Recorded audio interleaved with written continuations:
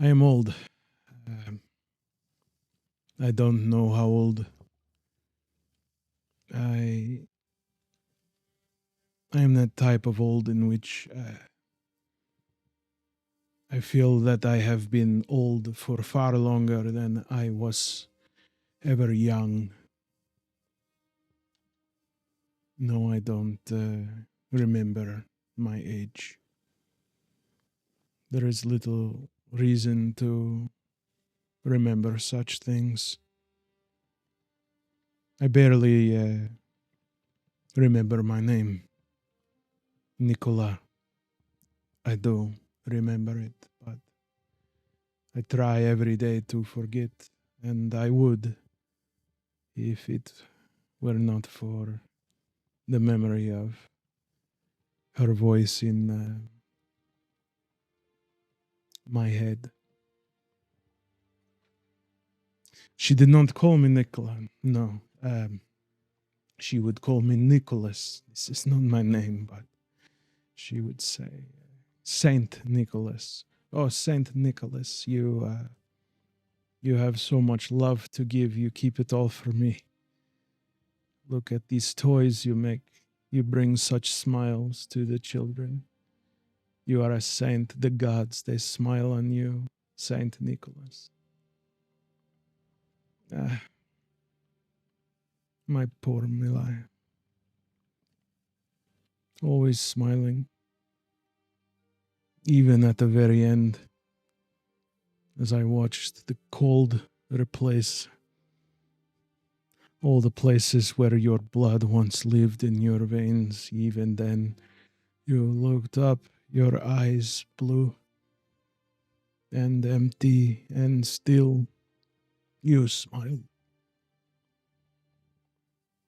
You will forgive me, my love, if I did not have the taste for revenge.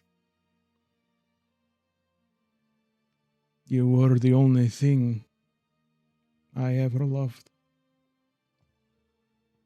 And now you are gone. And for this I did not seek revenge. I hid into the side of a mountain as deep as I could. I went deep into this mountain and deeper yet into myself, and besides this stone wall around me, it was only the stars that keep me company. I count them every night, looking for you, Mila. It was about 2 months ago that I noticed the stars were falling away. I even went into town to talk to these idiots at the store. And they said, oh yes, the omens, they have arrived. Oh yes, Nechrubel, the calendar, it's all over. Do you not know the omens? I say. I have known these omens for all of my life. They say, it is all to go away. Everything will blacken and burn. You might think that such a thing said to a hermit would cause them to crawl even more deeply into their cave. But my love, I must tell you, after all these years of pain, suddenly I feel once more a purpose. I have decided in the time that is left, I will make one last delivery to those who did this to you. And I promise I will not allow the omens to come, the world to end before I end theirs. Hello, everybody. Welcome to the Man Alone Advent Calendar of Nechrubel MÖRK BORG Holiday Special. We're going to be playing MÖRK BORG all this week, leading up to Christmas. It's been a hell of a week for me. Some of you may know I had to get a carpal tunnel repair after suffering with this for about 2 years, and obviously a pretty routine procedure, but brutal. I mean, it is one of those things that when you learn about what they do and you're like, oh yeah, medicine is very advanced, and it's like, no, they just slash some tendons and pull some ligaments and ugh. Anyways, extremely painful. So I'm just now kind of like getting back on my feet, although I have, or my hands, I have no use of my right arm because I can't bend it. It is actually a sugar tong cask. And so luckily I'm left hand dominant, although I do a fair amount with my right hand. And so this is just a way for me to kind of play in some familiar territory. It's going to be very narrative-based play, and we're going to follow the story of Saint Nicholas. I don't really know. I just will discover that as you do, what the situation is and what's the delivery that he's going to make. But I thought it'd be fun to use a lot of the different tools available for MÖRK BORG, as well as the Advent Calendar of Nechrubel, which is this fun little tool I created over the last few days while bedridden and losing my mind because I wasn't able to do anything. This is going to be available, if it's not already available, on DriveThruRPG. It's pay what you want, whatever makes you feel merry. And it's just like a couple 7 days leading up to from December 19th to the 25th, which with like a different scenario and complication or twist each day. So we'll roughly try to follow this, but we'll also incorporate the icon books. We'll try to use the portents of the degloved hand. We'll use maybe hunting.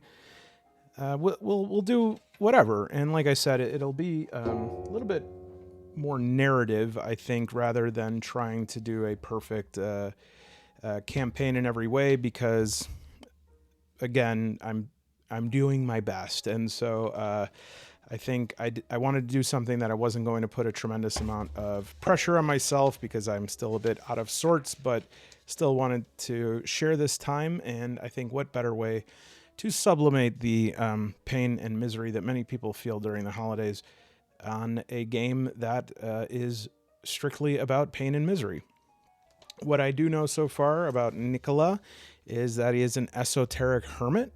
The stone of your cave is one with the stars, silence and perfection. Now the chaos of a fallen world disturbs your rituals, and the call of night grows blacker than your cavern's gloom, irritating. Begin with 1d6 times 10 silver and d4 omens. So we can just get right into that and do that right now. So I'm going to alter this a little bit just to kind of make it Christmas themed. Again, this is, I don't know how much this is going to follow the St. Nicholas narrative, but we'll try it out. Actually, let me get a nice dice tray here for us. All right, we could definitely just use this here. And I did start writing this up a little bit.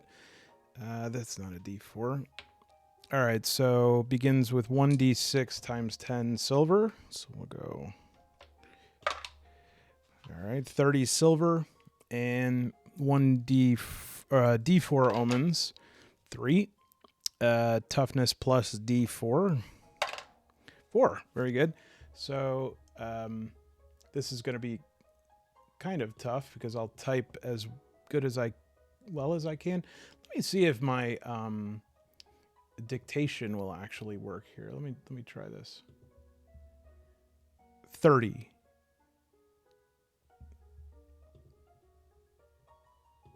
Nice, although that went very slow. And then we have, I can just type this in. 3 omens. And I guess it's D4, so we'll start at D4 every day. Toughness is going to be 8. Let me turn this down just a little bit here. You know, I I love a good background music, but nobody else does. All right. What else we got? Eldritch Origins, D6. We could see about this. I think I have an idea of how we'll modify this. Oh, it's toughness plus D4. Okay, I don't have my toughness yet. So I'll have to... That's right, I have to roll up... Oh, actually, I did. I'm all out of sorts here. So actually, I did roll up an Esoteric Hermit that I took some of the stuff from. So let's see. We'll do toughness +1. Yeah, that looks good. We'll take those stats. No problem. So we got strength is -1. Agility +2. Presence is -1. And toughness is +1. That would have been nice. 8 toughness. And then we have our HP is going to be, because it was toughness plus D4, so it'll be 5. 5 out of 5. I'm kind of switching hands back and forth. I'll give myself a better setup in a second here. And the name is going to be Nicola, not what it was, this big ton. We can roll up the rest of the stuff though from the book here. Okay, Eldritch Origins 5. An average individual until you encountered something in a dim glade in Sarkash. Yeah, so I think and I don't know what the hell is going on with what I was thinking about, but I was just thinking about Santa as like a hermited young man. And I don't know if I want to do Sarkash because I did want him to be in the north. So Sarkash is actually up here. Well, yeah, there's no good way. If you could see it, it's actually going diagonal. If you see the cursor right there, it's going diagonal right here. So yeah, we'll actually say that start right here in the tippest top of Sarkash here. And I'm just thinking of, like, you know, him being maybe abandoned at a young age and making his way to maybe in Krelot, and then making his way to the North Pole, so to speak, in this little place right here. And we can start our adventure right there. And yeah, there was some sort of encounter there. Maybe we'll learn something more about that. Wise, roll 3d6 plus 2 for presence. Okay. Weak, roll 3d6 minus. Oh, okay. So we already did this. 3d6 plus 2 for presence. Right. And then you would, what would it? It's a derived stat, right? So it'd be, according to the number, we'd give a number. So we already have that. Ordinary starting equipment plus 1 random scroll. And roll a d4 on the weapons table and a d2 on armor. You also begin with one of the following. So I did do a hawk as a weapon here. And I'm also going to roll a d6 for a second thing since we're playing solo. We're not going to do 2 hawks. For Initiate of the Invisible College, once per day you may summon d2 scrolls whose power can be used only once. Roll a d4 on a 1 to 2. The scrolls are sacred. On a 3 to 4, unclean. If the scrolls are not used before sunrise, they turn to ash. All right, so I'm going to add this in, give myself a weapon loadout, and then we'll bring up the character sheet. All right, I'm actually going to copy this over to the sheet right here just because I'm sort of crossing my body every time I have to type, and it's just taking too much time. So I'll transfer this over, but as we can see, not a bad start. I did make a modification because this is MÖRK BORG and because I am playing solo. I did get a femur as a starting weapon, but I'm actually going to modify that into Agatha's femur, which will be my wife's femur. So instead of a d4, it's going to be d4 plus 1. And then we have a shield, which is -1 HP damage, or I can have the shield break. What is it for a crit? I forgot what it is, but gosh, I'm not even gonna. I'll figure it out. And then I got fur armor. We're gonna do step dice for food, so I'll roll d6. If I get 1 or 2 on it, I'll go down to d4, then d2. 3 torches. Actually, for torches, we'll do d4 torches. Water skin. And then Ilf has a claw or bite attack with DR 10 and 8 HP. 30 silver, 3 omens. Yeah, not a bad start. Oh, Aegis of Sorrow is really cool too, because it will allow me to give 1 animal, which would be Ilf, my hawk, a plus 2d6 HP for 10 rounds. So that is a clean scroll that I have. And at the beginning of the day, we also get to roll 2d scrolls, and then we roll a d4 to see if they're sacred or unclean. So I'm just going to copy this over, and we'll get started. Okay, cleared up a little bit of space here, and a couple of changes.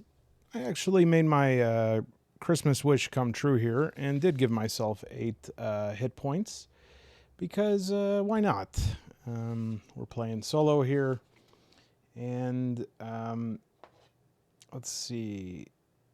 Everything else looks good, so we can get started. Now, if we look at December 19th, this one is the Wreath of Woe.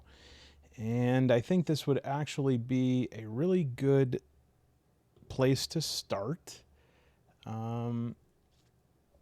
We are, again, at this top part here, and we're just leaving the home, and probably have not been out of this home in some time. And so the first step we take, a cursed wreath appears on our doorstep. Its thorns dripping with blood. If worn, it whispers dark truth to you, but costs you 1d4 HP each time you lie. So,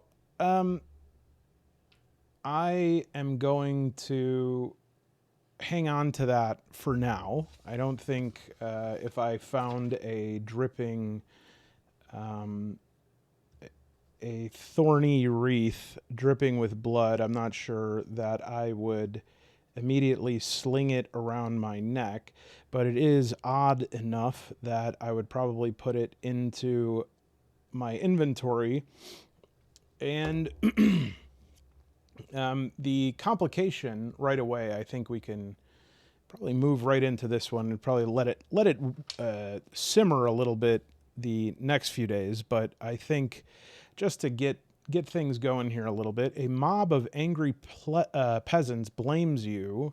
This one says, for the sudden appearance of withered crops and failing livestock. Roll to escape their pitchforks and torches. So we could do that, or I was thinking maybe I would try Manalon's very own Vox Gravis. See if we can draw up something here that gives us a more built out situation. And so I'm just sort of reaching over here in my card deck, and I think I've shuffled these a couple times, but we'll just sort of random it here. All right, very good. Jack of clubs. So this is clubs right off the bat represent actions, growth, and personal challenges. And the Jack of clubs specifically is the trickster. And so perhaps rather than running away from them or confronting them, perhaps I am instead motivated to use some guile. Now, in MÖRK BORG, there's no outright guile or cleverness or anything like that. We'd probably use presence. which I have a -1 for. And they're blaming me for withered crops and failing livestock. Okay. Oh, by the way, of my Borg-like bastards, I figured this was the guy that is most close to who I'm imagining there. A little bit more decrepit than I'd want, but I'd say otherwise fits the bill pretty well. And so right now we have myself and Ilf, my trusty little hawk. I'm not sure I'm going to say, run, Ilf. Let's see if we can get a little bit more here from the Jack of Clubs. Well, there's a risk of causing harm through manipulation or responsibility. And the symbolic manifestations, jester's hats, pair of dice, or a tangled web. The trickster challenges norms and expectations through wit and mischief. It thrives on breaking rules to reveal deeper truths. Okay, so there is a deeper truth right here, right? The deeper truth is that I definitely did not do anything to their crops or their failing livestock. But what I do have right now is a healthy hawk. And I think what I'm going to say is, my friends, I have not come out of my cave in years. And now you claim that my first time stepping out, I've somehow poisoned your crops and your livestock. But tell me this, why would I apply a curse that would affect my very own animal? And they look quite confused for a second.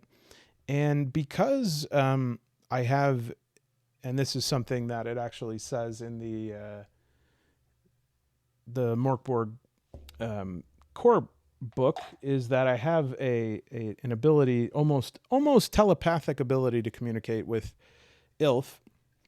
And so right away, Ilf gets the trick here. And I say, my friends, I've come out of my cave because my poor little, we'll call him a pheasant. I think that's a little bit more pitiable than a hawk. I say, my poor little pheasant here, his wing doesn't work. And Ilf is, just like me, goes, right? And they say, wait a minute. That's a good question. Why would he be doing a curse that would affect his own hawk? And then they say, yeah, that don't make sense neither.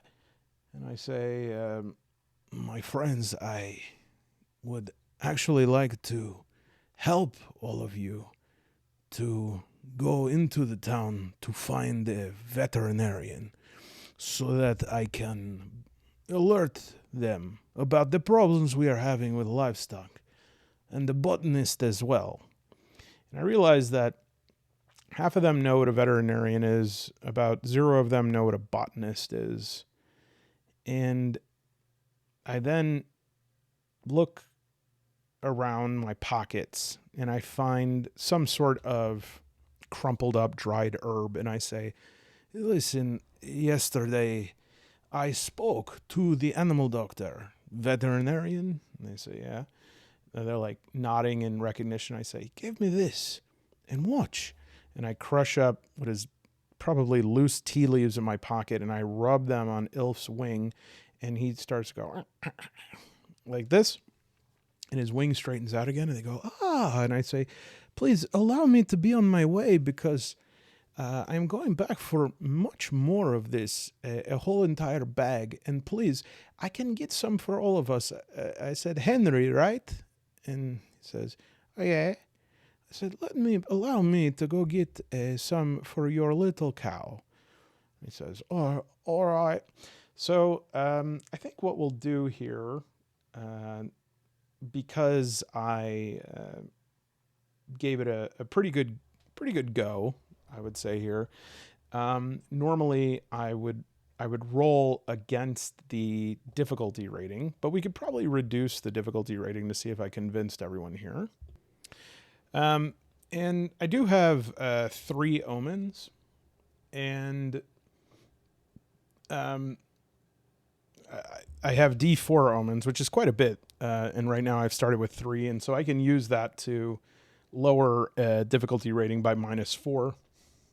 And by the way, I use the bare bones edition rules of MÖRK BORG, which are available on the website for free. These are all the rules. Obviously, these rules are pretty simple, and you know, I think what they're really selling here. I think they're not afraid to give these rules away because it's the actual art and layout and everything that is so impressive. But if you're somebody who wants to play MÖRK BORG, you don't have to buy this book for $40. So we'll just say that we'll say this is routine. I won't say that it's incredibly simple. And I'm going to roll a d20. Rather than using up my omen right away, I will re-roll this if I don't get a pass on it right away. Now, just to save everyone's ear, I'm not going to roll this thunderous d20 here. I do have a blood spattered d20 somewhere in here. There we go. And we can just roll that right here. And it's going to have to be with -1 because that's what my presence check is. And if we don't get this, we could re-roll. And if we don't get it again, well, look, we're going to have some angry peasants angry about would-be pheasants. All right, so we roll a 9. 9 minus 1 is 8. That is equal to 8. So they say, okay, well, do you promise you'll come back? And I say, I absolutely promise that I will come back here. And they say, good man. And I look at one of them and I say, you know, I'm so sorry. I never did learn your name. And I point, and there's kind of a young, maybe like 8 years old, and he says his name is, I think there's a good name guide at the beginning here. His name is, you just keep the dice roll over here. It's on camera. 1 and then a d8. I don't know why I keep putting these away and why I keep putting my chopstick out. All right, so Bellum 2, 8. Bellum Harga. My name's Bellum Harga, sir. And I say, well, Bellum Harga, you know what? I'm so sorry that your mom and dad are having a hard time. And, you know, I know it doesn't help, but I said, but with their permission, I was wondering, you know, it's not as good as a real animal, but I was wondering if I could give you this. Now, I want to introduce a little mechanic here, which is my bag. And this bag is outside of my inventory, and it is somehow unlimited. If I can just find it. Here we go. So this is my bag that I carry with me. I put in all holiday dice in here. And I think what I'd like to do is use the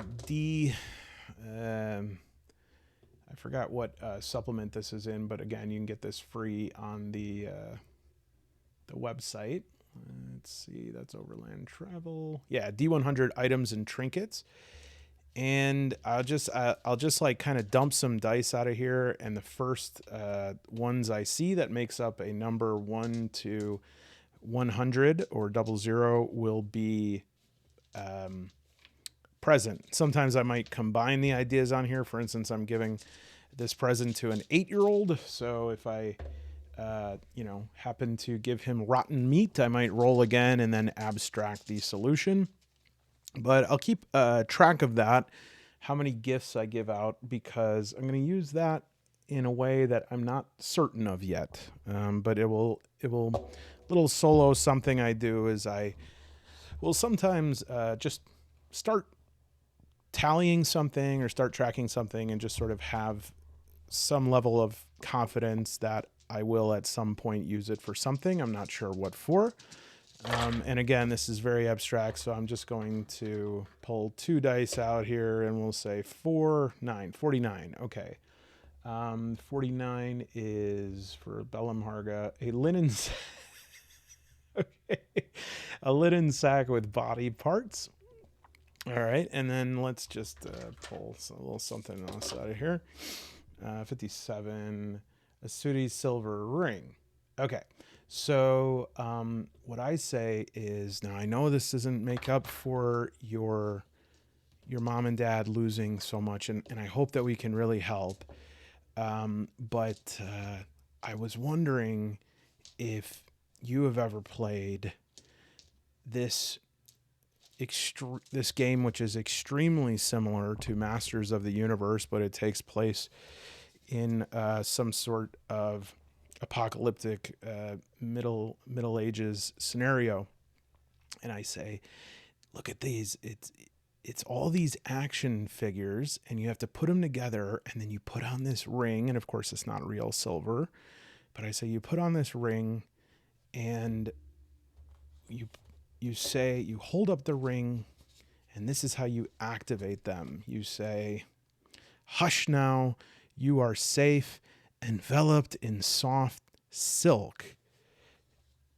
He says, wow, really? I go, yeah, you can, this is the first 3, this makes a set, and you can build your own army, and you can paint them yourself, and you can collect all of them, and there's different factions and lots of lore. He says, Bellenharga says, wow, this is incredible. I'm not going to forget this. And nor will I, so we'll mark Bellenharga. We gave Warhammer, well, not 40,000, we'll say Warhammer 40... Warhammer 400. So the parents are confused about what they were upset about in the first place, and everybody just sort of moves on. So we are going to engage in overland travel. And I do have, let's see, D4 food right now. But I'm trying to think about at what point I want to do like upkeep of everything. We really should roll on the calendar of Nechrubel. And again, we'll probably augment that. The other option is that we can use the portents. Now, I'm not certain like how let's really quick read these, because it's honestly been like a year since I've even looked at these. All right, so here's a solo player option. So you read these in order here. 1, all members of the party must sacrifice an omen to obtain this portent. When this portent, okay, I think we start back here. Instructions part 1.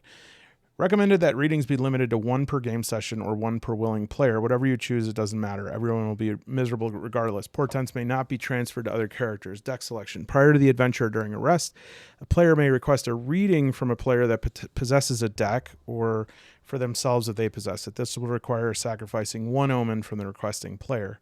The player making the request rolls a d4 deck of... Okay, so that determines which deck. The owner holder of the deck will then provide 1 of 3 options for the player making the request: shuffle, fan, or spread them, shuffle, roll d12. Whatever the card dictates is incorporated into gameplay when the player decides to use it. Once the events or condition of the card have come to pass, the deck is returned to the card's return. So I think what we'll do right here is I'll just determine like what deck this comes from here. And so we will go with the disaster deck. And I will, let's see here. What will I do? Maybe every time that there is a drop in the calendar, because again, the calendar of Nechrubel is also a, oh boy, this is going to be tough, is also a step dice. We probably won't do D100 with it because, I mean, at most we're playing 5 or 6 sessions here. It'll never collapse. We're also not really going by it. But I say maybe that's a cool way to do this is I'll say, well, let me pause this, do it, and I don't want to start bleeding on camera. 1 second. Don't know if you noticed, but I was opening the wrong one. All right, so we roll a 1d4 and we see which deck we're playing with, right? So this is disaster. Now, if you don't know about the portents of the degloved hand, these are kind of like, I don't want to say deals with the devil. Well, a little bit. They're like you get, most of them are like something good happens, but also bad happens, right? There was like one where, I don't know if it was what deck it was from, but it was like, oh, you you fill up with like a huge gas cloud of flatulence, and it does like 3d12 damage, but nobody wants to be around you for 24 hours. So usually it's good and bad, but bad in a bit of an entertaining, mechanically interesting way. So I think what we'll say is we'll do the calendar of Nechrubel. And usually what you do with that, for those who are not familiar, is you roll at the beginning of the day, and it drops. It's a step dice, right? And so you want to, if you were to start with a D100, it would not, all right, a result of 1 activates a misery, right? So if you do a D100, you're going to have a very long campaign because it's only when you roll your first 1 do you have your first misery, and then you go down to the D20, and then you keep rolling that every day until you roll a 1, et cetera, et cetera. So I think we'll start with a D20. A misery will come at 1, but I do also think that if I roll a 1, 2, 3, or 4, then I'll get a then I'll get one of these portents or omen cards, whatever it might be. And if I fulfill everything on the advent calendar, I also get to pick one up. I can also turn in 2 of them to prevent a drop should the calendar of Nechrubel gone. Does that make sense? I mean, there's no way you could respond to me, but I'll review. Each day, we'll start with a 1d20. As usual, if I roll a 1, then I have to read I have to advance the misery, read a psalm, and apply the effects of it, and then move down to the lower step die. If I roll a 1, 2, 3, or 4, I will then roll this and pull one of the from one of these decks. That does not advance it. It's only on a 1 that it advances the dice down. However, I can turn in 2 of these because you can kind of hang on to them and use them when you want, to prevent the calendar from going down. So if I was on D4 and I rolled a 1 and I had 2 of these, I could say, okay, I'm going to turn in 2 of these so that we stay on the D4, and essentially the game is not over yet.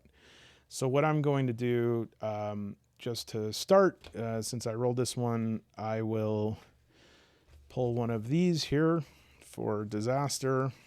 And Kyrgyz touch. You touch one object or creature and it becomes frozen solid for D4 turns. This is actually pretty cool for what game we're playing.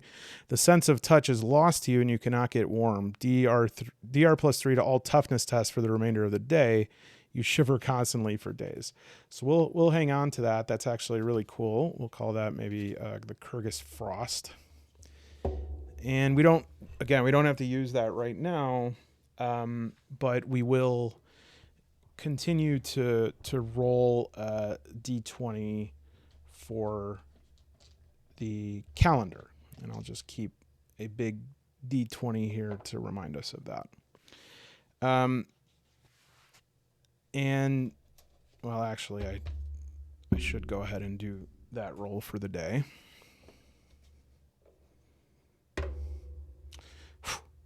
Okay, 2. So that's good. That wasn't a really good roll. I'm a little conscious because somebody commented in a previous video that my rolls were too loud, and I don't know how to make them quieter. But, yeah, so that would have been a card draw anyways, but it would not have advanced the calendar down.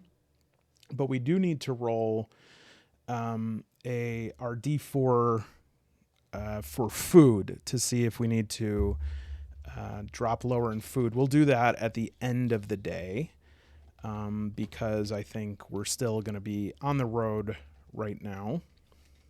And the last thing that we have to do, just because it's a new day, is we have to roll for scrolls because each day I get, because I have this, I'm a member of the invisible school, D2 scrolls a day. And so we'll roll a MÖRK BORG D2, clever, and we'll see how many scrolls we get. So we'll get 1, and for that we then roll a 1d4. If it's 1 to 2, we get a sacred scroll. If it's 3 to 4, it's unclean, and then we'll roll a d10 to see which scroll we get. All right, so we get a sacred scroll, and then we'll roll a d10. Ooh, that was an awesome page turn. And let's see what we got here.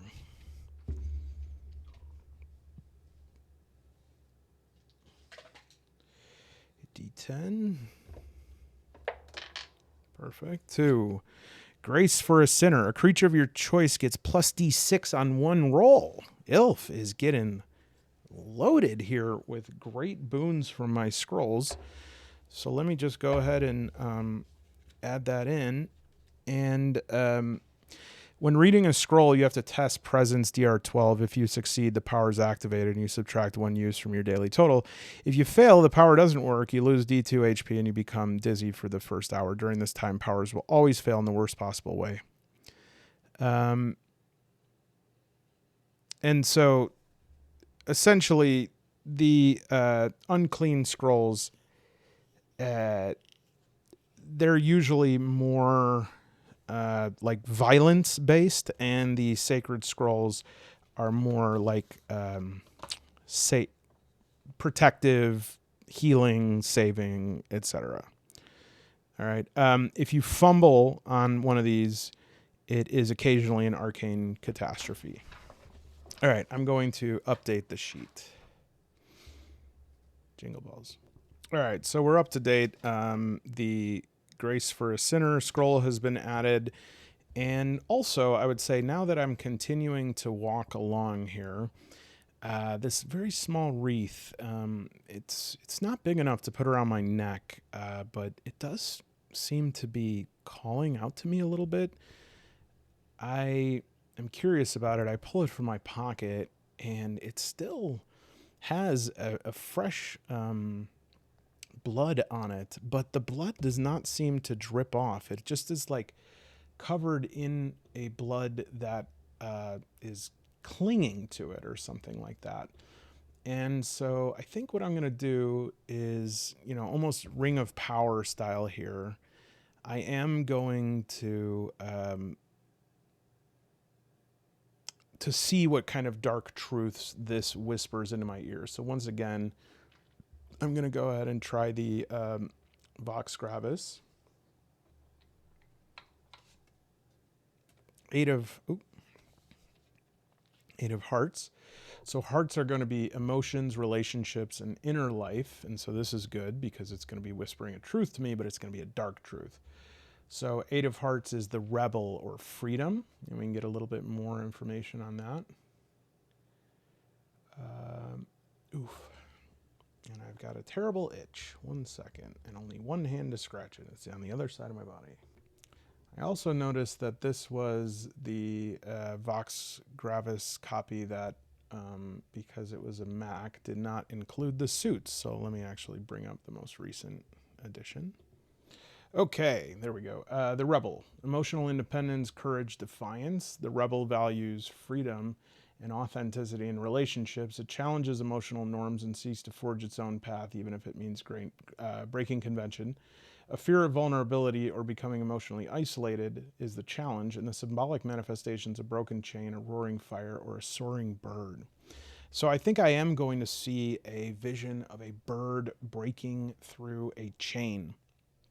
And there is fire that erupts at the point that the chain breaks. And what scares me right now is and I'm not certain why, is that I don't know if the fire is coming from me, the bird, or the chain. And furthermore, I don't know if I'm the bird or the chain.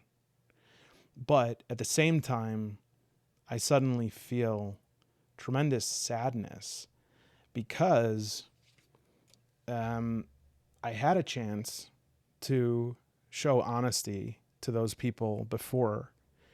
These people that I didn't even know, these neighbors of mine who I could have just been honest with and appealed to their better sensibilities, but I thought they were backwards people and that their superstitions should be punished, and so I lied to them. And so I do think that because of that, it was a lie, and it's going to cost me 1d4 HP, and that's a big one. And so that would be 3, and I don't think that that is something that I can block. Can't put your shield up and block a wreath or anything.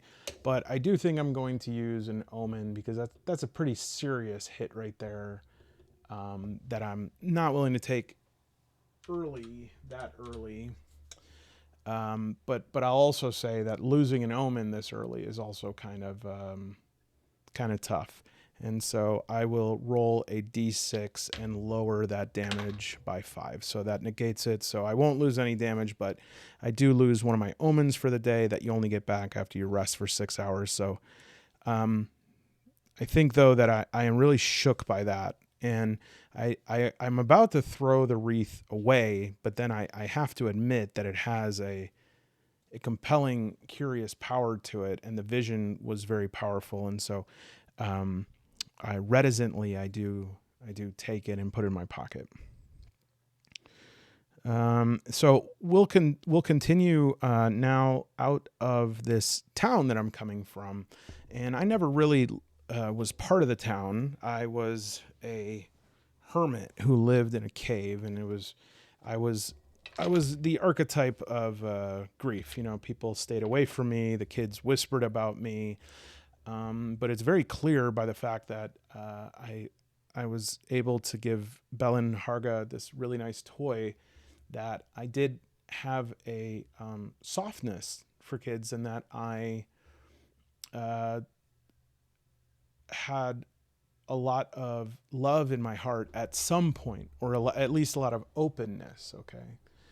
And so I think that I do want to name that town. But to do that, let's take a look at the Overland travel. I'm not certain if it has anything to name the town. That would be really nice if it did, but maybe not. 1 second. This is one of the, at times, most entertaining, at times, most maddening parts of MÖRK BORG is, like, I could have sworn there was somewhere in something that had a town name generator. And I was able to find this village maker that I had downloaded some time ago. And I certainly could just come up with a town name. But I swear that I had something that had a list of town names. And, you know, I absolutely love the design, but some of these are really precarious to open and close. I worry about. Anyways, if I can't find anything, we will use a Hexed and Dying World Village Maker. This one is only for Southern Tveland. I wonder if they've updated it since then. Anyways, I just want to figure out what's the town I come from. All right. I think I looked through every single page of every book. That village generator, it's a nice tool. It actually also does not have names. The only thing I've found that has a name generator is something that is the size of a cafe menu and is being sold on DriveThruRPG for $5. And so I don't think right now, I'm not that desperate. It's one of those things where it's like, I could have sworn that I saw that, but maybe it was just NPC names. Anyways, we'll use the Dungeon Master's Apprentice deck here. And, well, maybe we should have used the... I don't have the fantasy ones yet, do I? No, those are still in the mail. So these are just the basic ones, so I certainly can't use Shopping Center. Benedict. I like Benedict. And... okay, Treachery. Benedict's Treachery. So that's interesting. So the town I live in is called Benedict's Treachery. And it's about Benedict's old treachery, of course. And Benedict's Treachery... let's see here. What was it? What was the treachery about? How about a marvel of stained glass? So there was something about a church. The stained glass. The symbol of an obscure religion. Aha, okay. Glistening fangs. Okay, I've got it. So Benedict was somebody who came in and said to the town they were trying to raise money for a church to honor the old gods, the gods of harvest and the gods of hospitality and of rain. And Benedict came in and said, I'm going to donate the rest of the money you need. And in fact, I am a world famous stained glass designer, and I am going to make you a stained glass window out of lustrous pearls. And there was a massive unveiling, and what do you know?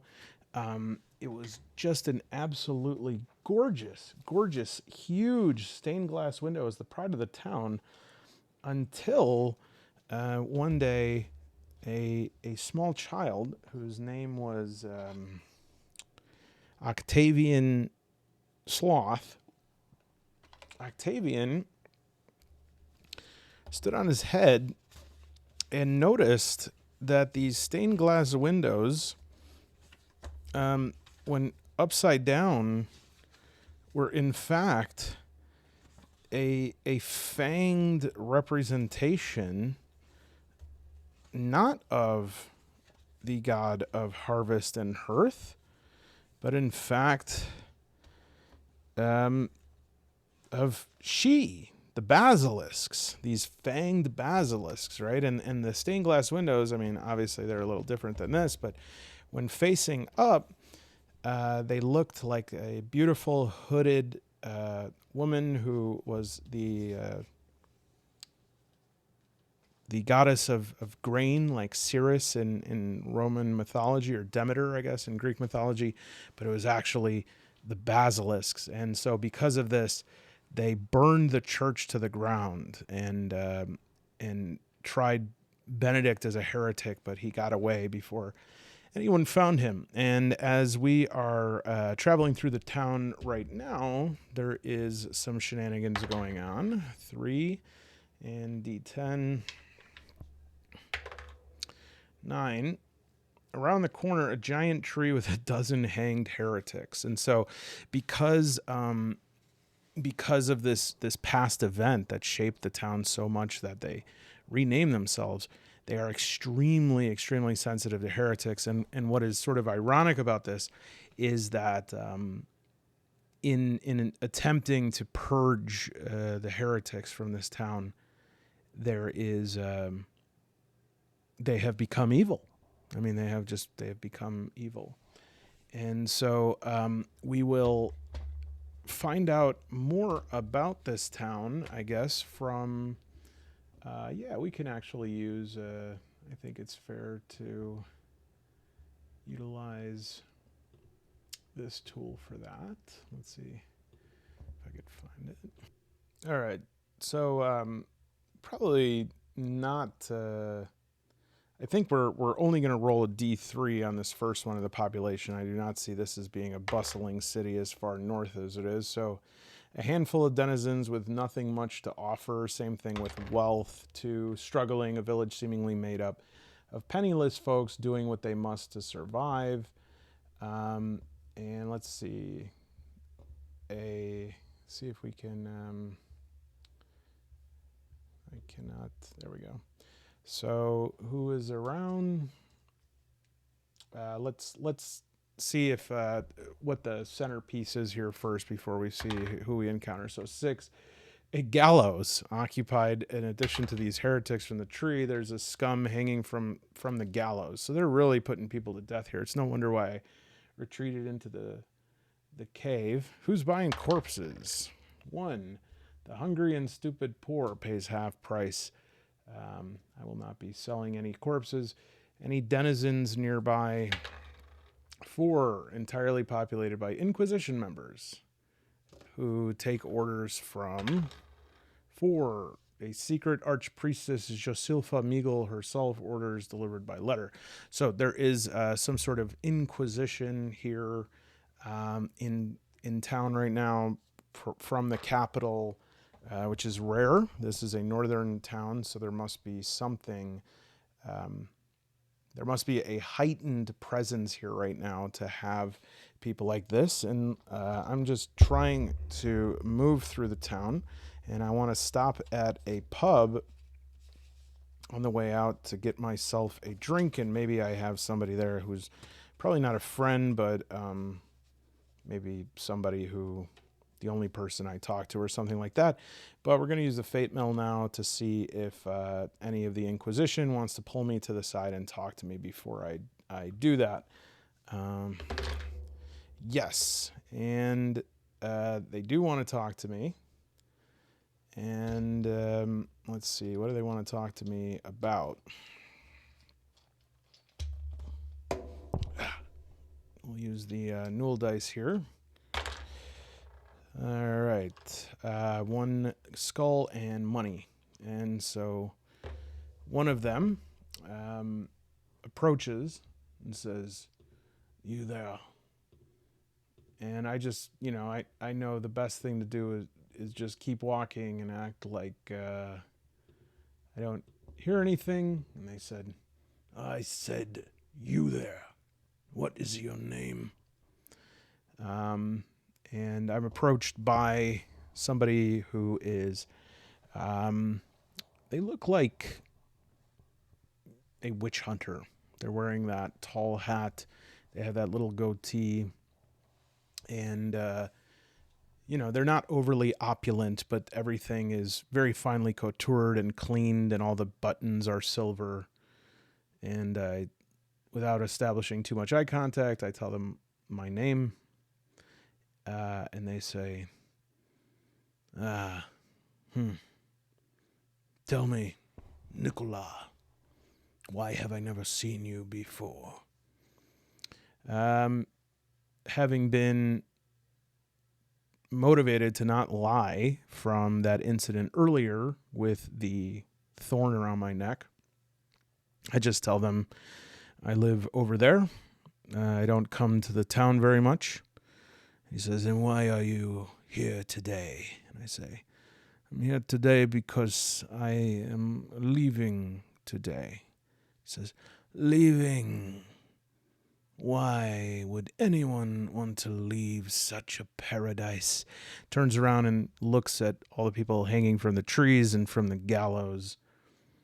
And I say, and I just don't even respond. I just sort of maintain my eyes looking forward. And he says, do you have anything that you're running from? And I would say, I now look right at him because I know I'm being toyed with, and I say, I'm not running from anything. I only run towards things when I need to. He says, I was hoping you would say that. You look like a capable man. And capable men need weapons. Isn't that right? I suppose so. It's no difference to me. Of course not walking around with a bone. Looks down at my sheathed bone of my wife that has been sharpened into a weapon. And now my hand grips around it, and even he could sense, as powerful as he is, that he has sort of crossed some sort of line. You don't ask a man about his bone. And he says, well, I'll tell you what. I have somebody that is trying to run away, and if you were to stop them before they did, or were to recover them for me, I would be most happy to arm you with something more, looks at the bone, or less biological. I'm well armed. I have everything I need to defend myself and, if needed, to attack. And he smiles. It's sort of like a, man who enjoys a tit for tat is probably used to talking to people in this muddy town that have no concept of any subtext. And he's like, very well. Well, in lieu of investigating any further queries I might have about anything, looks at the bone, he says, I am going to write a name down. You do know how to read, don't you, Nicola? And I look at his badge, and on his badge is 5d8. The name Riston. I say, indeed I do, Riston. Inquisitor Riston. Riston Torn. Yes, Inquisitor Riston Torn. Very good. May I go now, as I have not committed any crimes against man or God? Well, one moment. And he pulls out a sheet of paper. And on that sheet of paper writes the name 1-7 Borda. Says, I understand you seem like a respectable man. Respectable men don't like to involve themselves in things that don't involve them, nor go out of their way, even if it is to support order which in these times is quite important, as everything seems to be unspiraling right now, Nicola. But even you can appreciate Borda here. This gentleman, vile little thing. Yes, indeed. This Borda. Well, he is guilty of. I think we could actually use the unheroic feats here. We might have to adapt them a little bit. But Borda is, let's see here, 24. Borda is guilty of cat's eyes. Okay, let's see here. Scattered bones, spilled entrails for naught, but one day you saw your fate in the eyes of a cat lurking in the shadows. All right, so I'm using this as an input here, not as an upgrade or anything. You looked up at the birds for a sign, scattered bones, spilled entrails for naught, but one day you saw your fate in the eyes of a cat. Okay, this, I think that he says, Borda has been consorting with neither gods nor man. Instead has been consorting with beasts. Shapeshifter. Shapeshifter. I'm sorry, I'm not familiar with this word. Read in fine literature and arts though I am. And Riston Torn chuckles, he says, ah, yes, lichen. Witchcraft of sorts. He takes the form of animals, does unspeakable deeds. And I say, okay, so if I see a cat who has something like a mustache, I should kick him across the pond. Exactly. That's exactly right, Riston says. I go, okay, very well. I will let you know if I see any men in the shape of a cat. He's also been reported in the shape of a squirrel or a rabbit. Just keep your eyes open. Keep them wide open. Thank you. May I go? You may. For your time. And flicks to me a trinket. Let's see if we can get, a D100 roll. We could use the dyadic D20. 13. A long noose. Okay, that's very interesting. I said, sorry, Inquisitor Torn, what exactly is, am I supposed to do with this? He says, well, I never said you had to bring in Borda alive, or on his feet, or paws. If you wish, you can drag him. And who knows? It's always good to have a rope up. And I hold up the rolled up noose and I say, okay, thank you. And I hold it up, acknowledging it. I put it in my bag and I move on. Not sure what to make of that scenario, but I proceed into the tavern. And inside the tavern, somebody offers me a menu. Or, in fact, I don't get offered a menu because I eat here so often that a plate of spiced rutabaga, Swede from Sarkash soil, a delicacy. Very good.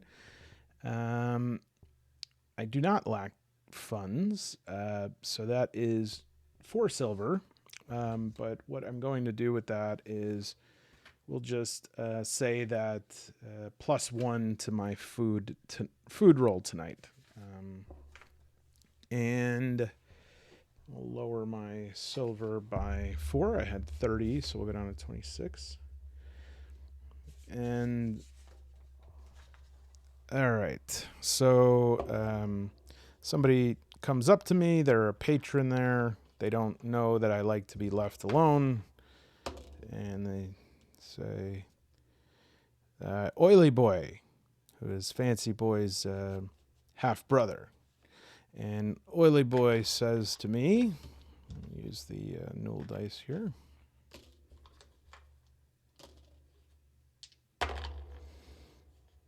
I'll look that one up. I always forget if that's like a speech bubble, thought bubble, haze. All right, let's see here. So that is a wing is flighty, fearful, mist, uncertain, neutral. So I'm pretty much can guess what this means. But we're going to do mist and wing in that order. Let's see here. No apparent reason. They look nervous. It's obvious what will keep them from running. Okay, so Oily Boy comes up and wants to talk to me. A little more definition here. 8 of clubs. So let's see here.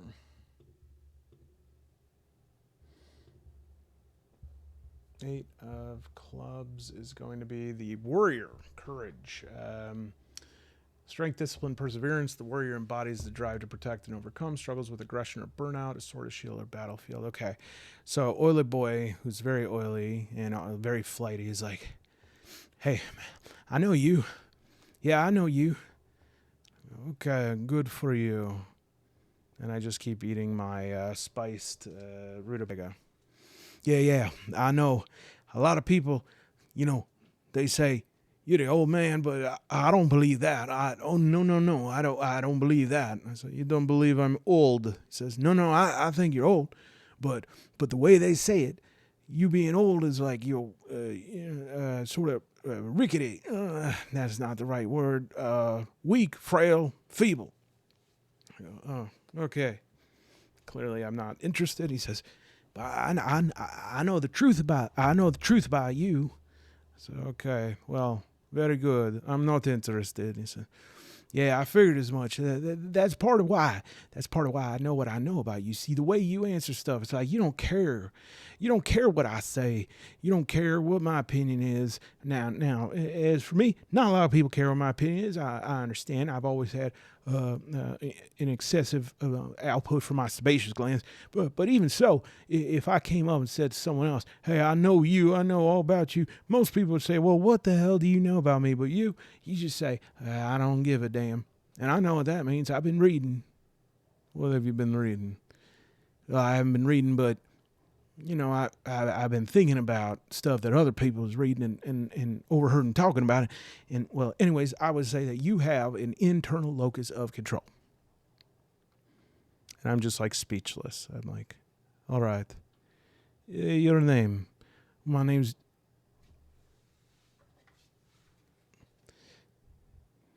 Finley, but most people, they just call me Oily Boy. I go, okay, Oily Boy. Listen, I don't want to talk to you right now, okay?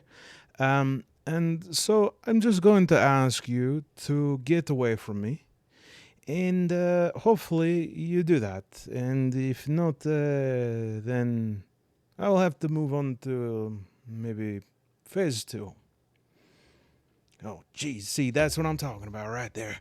I am scared out of my mind right now. I've never seen somebody who talks like that. Unbelievably confident.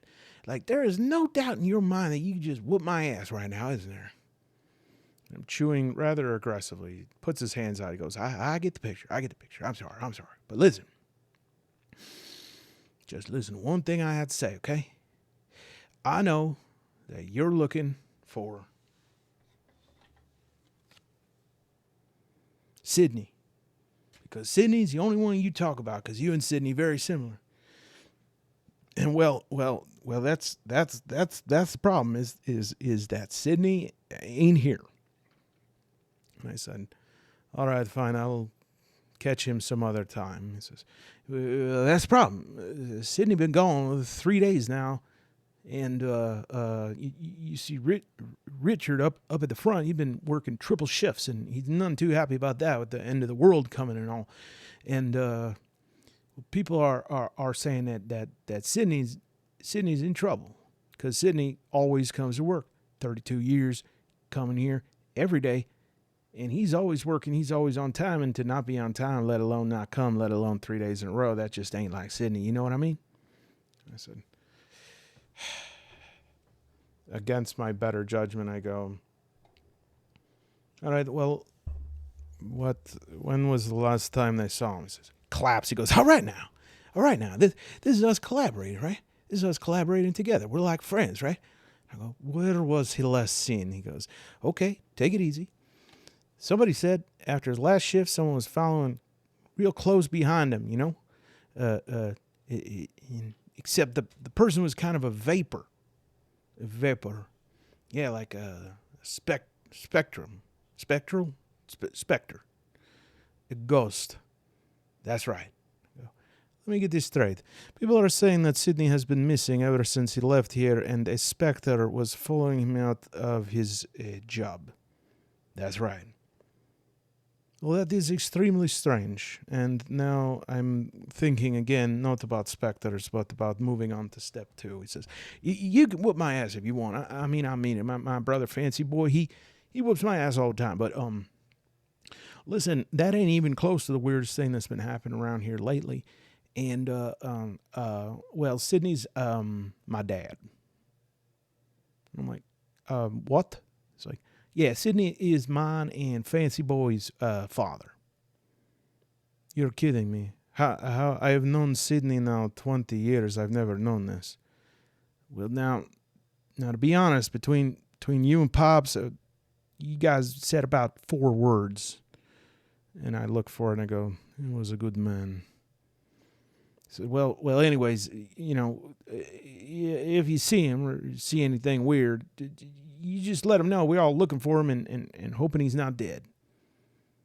And for a minute, I'm like, all right, so I'm now on the lookout for a shapeshifter and a ghost kidnapper. And I haven't even finished my rutabaga soup. And I say, all right, well, I'm leaving town, so it would be on the road. He says, no problem whatsoever. But listen. If you're headed south, I'm going down there to check too. What do you say we go together? I say, absolutely not. And he goes, fair enough. I would have answered the same way. But listen, I'll probably meet up with you a little bit later, okay? And so if you need me to carry anything for you, you know, I don't got nothing. I can carry something for you. I can carry anything for you. I'll get it for you. I can get it back to you. Galgenbeck, I can get it back to you. And I said, I'll let you know. So finally he goes, will do. You gonna punch me? I go, soon. He says, fair enough. I'm out. So he walks away.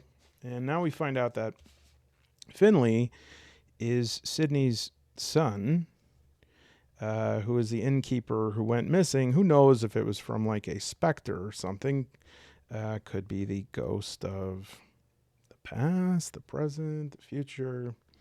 I think we need to resolve actually what, this is the Yule season right now. But Nicola does not follow the new gods. Nicola is of the old gods.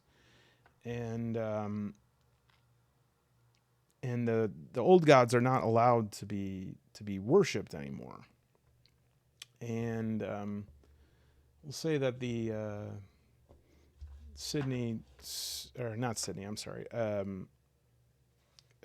Nicola is 3-2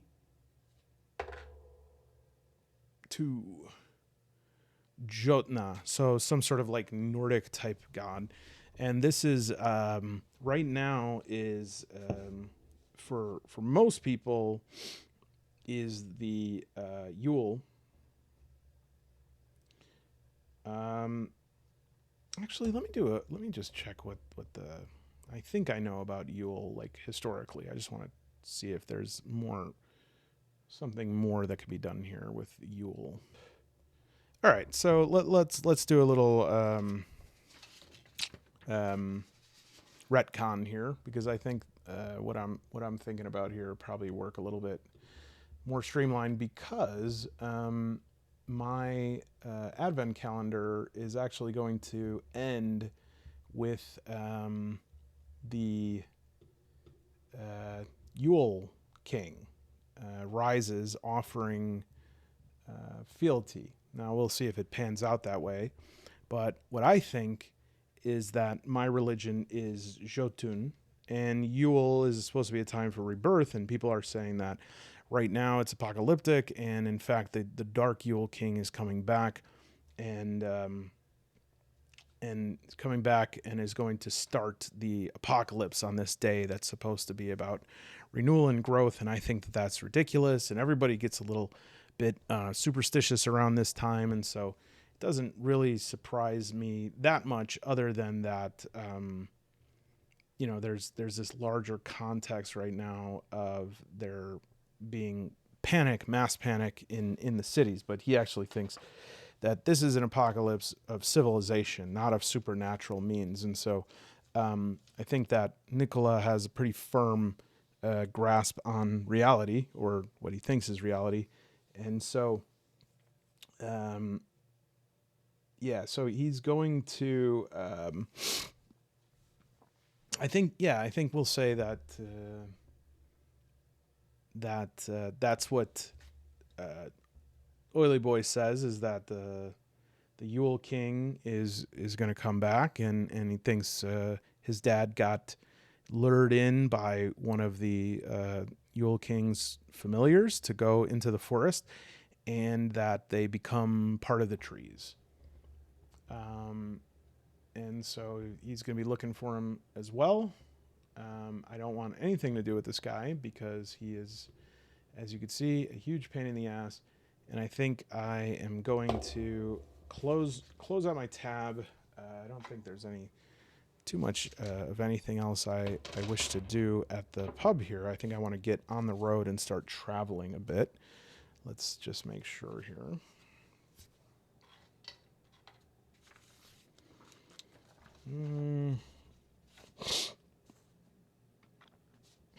Nah, there's nothing. I'm not interested why the innkeeper is twitching. But I would say let's start do some overland travel here. So we will use the I think it's from Ferratory, right? Overland travel. But this is something that was augmented really well in solitary defilement. We'll see if we need to use those. A lot of times with overland travel, I'm just able to keep it, to do it on my own. But let's just take a look. So we are up here and in Benedict's treachery, and we are going to proceed down here. And so I'm going to kind of just follow this, and I can use inputs from the Dying Lands module as well. We keep track of food and water. Remember to roll for calendar, roll for weather. Okay. So I can roll for weather. And it is pretty easy to roll for weather, but I am also sometimes, I must admit, a bit eager to use my weather dice. Let's see. I'm going to compare the inner front cover with the weather dice, because I think this is going to... I should just use the MÖRK BORG ones, because they're very MÖRK BORG-y. All right, so it's a 1d12,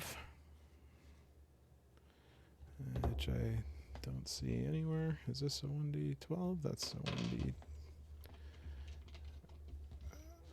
There we go.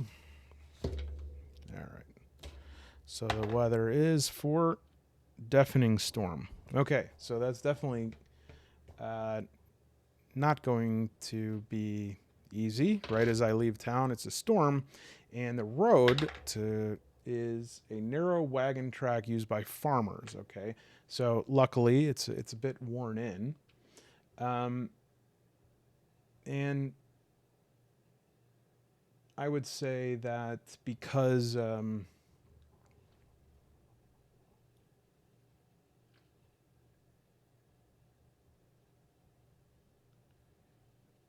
If the weather is unusually bad, travel might be slower, so it takes 2 days to move 1 day's travel. Yeah, I mean, I'm leaving the town, so let's just see what the in event might be, and we can go from there. All right, so that's a 6. Weather change. So it's storming, and now the weather has just changed. You know what? Let's figure out something else here. 16. A few mercenaries and their 1d8 guard, all infected by a brain parasite. That weather is looking good right now. Okay, so we have mercenary, 3 guards. And the first thing that I would probably want to do is see what their reactions are, if I even need to do anything. Just because somebody's a mercenary doesn't mean they got a problem with me. So let's roll a 2d6. And we have an 8. They're indifferent. So I walk by, and I would say if I just kind of keep steady, and I don't rouse their suspicion or anything like that, I would say that this would be a D10 -1 for presence. Let's see if we can make it by here without attracting any attention. 11. Okay, so I would say -1, 10. Okay, yeah, so we are okay. We can keep going on the road, and we should probably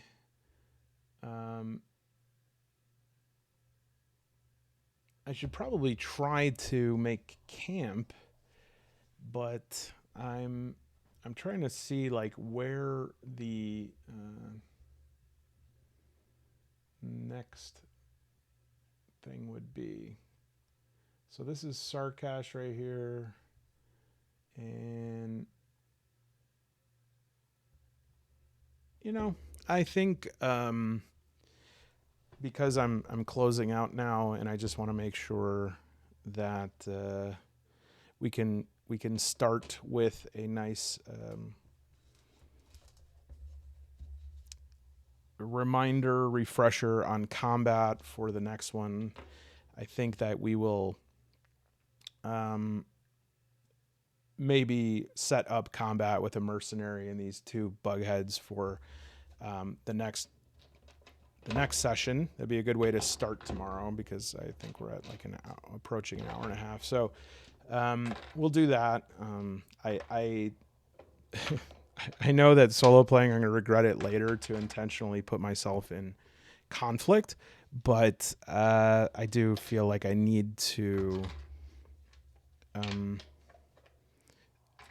I'm kind of curious if my guy is going to be able to survive conflict. So I'll reduce the amount of minions to 2, and I also have Kyrgyz touch, and I can lead off there for the next session, which hopefully will be tomorrow or later today, depending on how boring and incapable of doing anything else that I am. Thank you for joining. I hope that you are faring a lot better. Treat your carpal tunnel well, or else it gets snipped in half. And yeah, let me know in the comments if you have any opinions on where this is going. All right.